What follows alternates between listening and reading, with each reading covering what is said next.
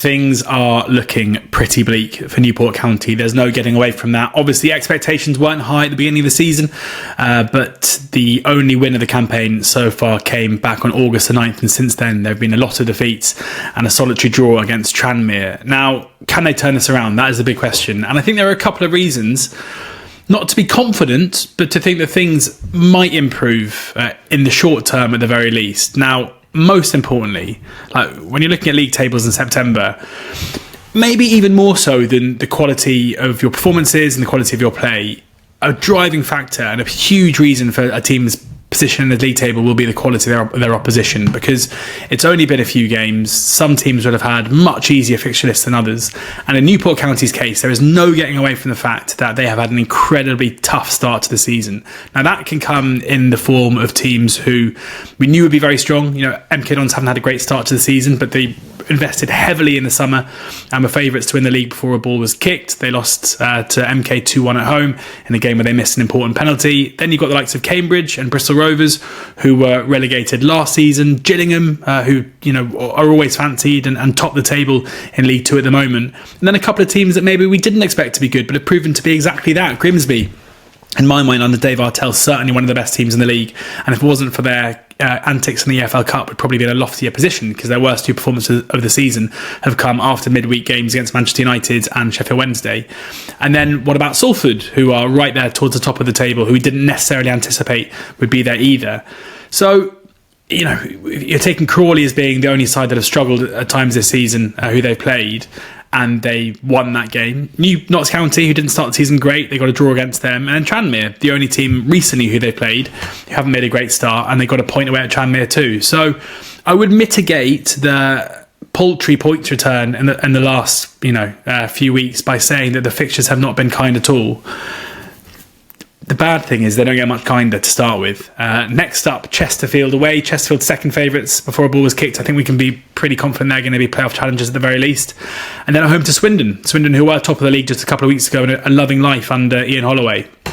What I'm saying is, county fans, just be a bit patient, because it gets easier at the back end of October. Easier, not easy, but Accrington, Cheltenham, Harrogate, three teams who I think we can be pretty confident won't finish in the top half this season, or it would be a really impressive feat if any of them do. Certainly in Cheltenham's case, things are not very happy there with the manager being sacked, who Newport fans know very well indeed, of course, in Mike Flynn being sacked. How that affects them, we'll have to see. But end of October is where it's going to be crunch time for Dave Hughes in terms of trying to work out how he can get a better tune out of his players. Looking at the data, the XG conceded is the biggest concern, where 16.2 is a number that is the second most expected goals conceded in the league so far. That is obviously a massive worry defensively, but as I say, I think that is heavily mitigated by the fact they've played some of the best attacking teams in the league so far, and from an attacking perspective, they rank 11th with 11.6. So, going forward, the issues haven't been too bad, and if they can continue their good attacking play against worse opposition, but tighten up defensively against worse attacks, then that should be a recipe to pick up a few more points. Now, there's also the age of the team, which I think is really important whenever we're going to be talking about Newport County this season. It is an incredibly young side. Like, Zanev in goal is 28, but against Gillingham, the three next oldest players to play in the starting 11 were Opoku, Jenkins and Whitmore, all just 24 years of age.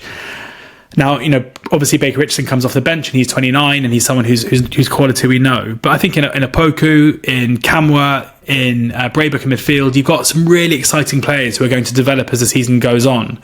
And, we should see an improvement in terms of performance, which isn't necessarily what you can always say about sides with a slightly older squad. These players should be kicking on as they're playing more and more minutes.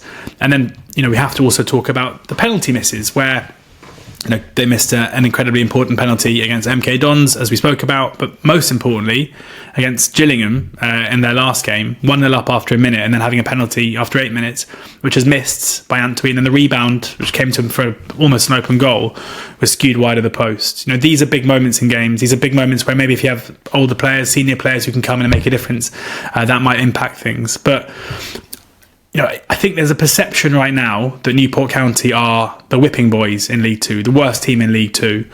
I think there is some evidence to suggest that they might be better than that. Still one of the poorer teams in League Two. Still a team where if Dave Hughes can deliver safety this season, I think it's a job well done. But some signs that it's not going to stay this bad. And I think that when the easier fixtures do come about, and they will, hopefully if the heads haven't dropped, then we'll see Newport County pick up some more results, because certainly the underlying numbers don't have them as the worst team in the league, even against stronger opposition.